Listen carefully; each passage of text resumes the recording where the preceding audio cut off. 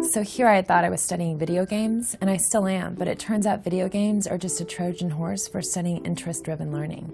So in fact, is it about the games? I don't think so. I don't think it's about the games at all, except that games are very good. They're very well designed, both for learning, but also to capture interest, to be captivating, motivating. And in schools, for example, we have the luxury of ignoring interest, because we simply say, well, you must, rather than here's why it's inherently compelling. So is it about games? I don't think so. It's really funny to me that I'm still a games scholar. I run a games conference. I do everything around video games, but really, games are just an easy context to look at what it means when kids actually are engaged and care about the subject matter.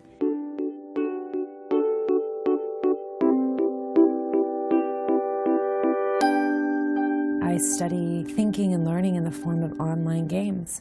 So it's an interesting intersection between video games and online cultures and social networks like Facebook. It kind of has ramifications for both. But I do large empirical studies of what kids are doing and what's the nature of the intellectual side of online play of all forms. How do games matter?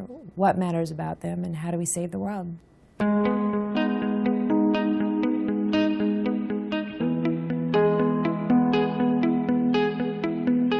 So we ran a 2-year after-school program, and before we even had to recruit kids, we had a waiting list of parents who had heard about it, heard we were interested in doing it, and were sending us their kids. It turned into being all teenage boys, and now that's become a real interest focus of mine. You know, my PhD is literacy studies, and yet until I had 2 boys of my own, I had never even paid attention to the literacy crisis with boys. And it's been around for the last 30 years, but no one's really ever called it out. And the more you investigate it, the more troubling it is.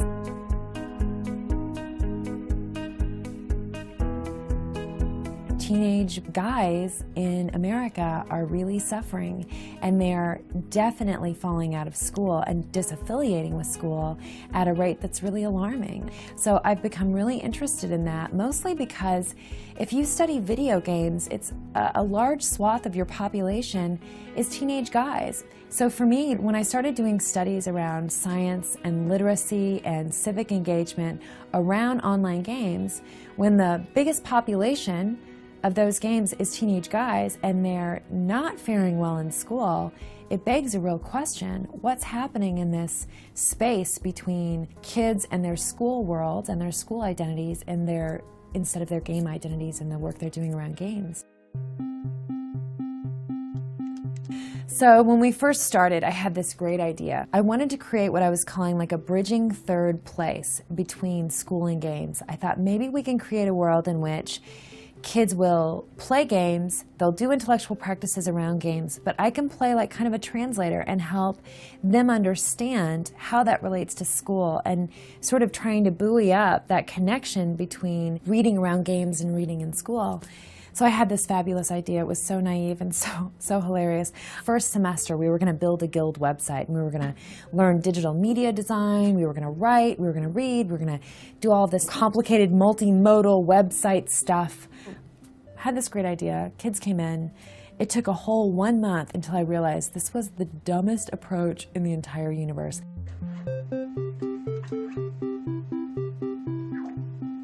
The first big meeting we had, I start rolling out, like, we're going to build a game website, and I start talking about all the structured curricular kind of stuff. And these were not heavy-handed, lame activities. I thought these would be really cool. And literally, the guys, I called it the let me know when she stops talking problem. Because literally, they went from totally engaged, leaning forward, to the moment I started talking, they leaned back and they pulled their hoodies up over their head and they sat like this. Like, let me know when she stops talking. And then when I stopped talking and we got to game, hoodies came back and they totally plugged back into playing WoW, right? And I thought, this isn't going to work. If they don't care about any of the stuff I'm yakking at them with, this entire lab is going to fall apart.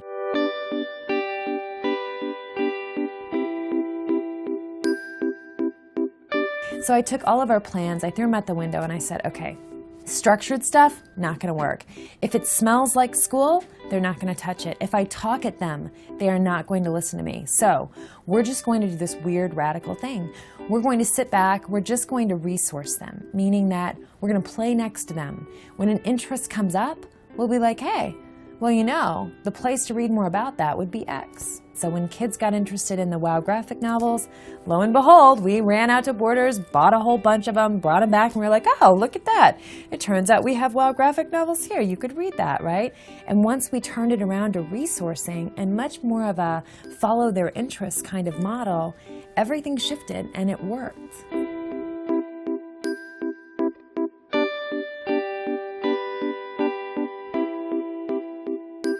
For example, we had a reader that was in 10th grade who read at the 6th grade level, was not faring well in school. I handed him a 15th grade level text from the game, and he's reading it with absolutely fine comprehension, 94, 96% accuracy.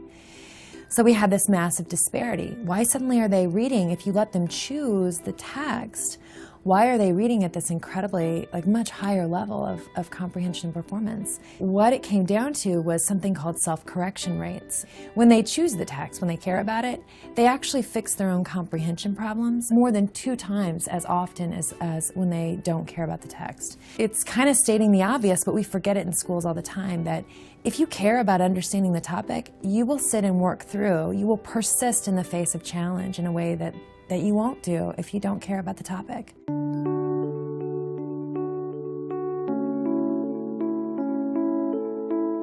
What I'm trying to say is, rather than treating kids' interest as a means toward your educational goals, trying to treat your educational materials as a means toward their goals.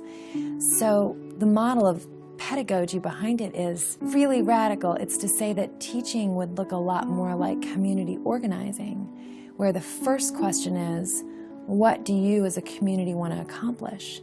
And then your job is to figure out, how do I marshal resources to help you accomplish that, and along the way to tool you up with practices, knowledge, dispositions that you keep for a lifetime.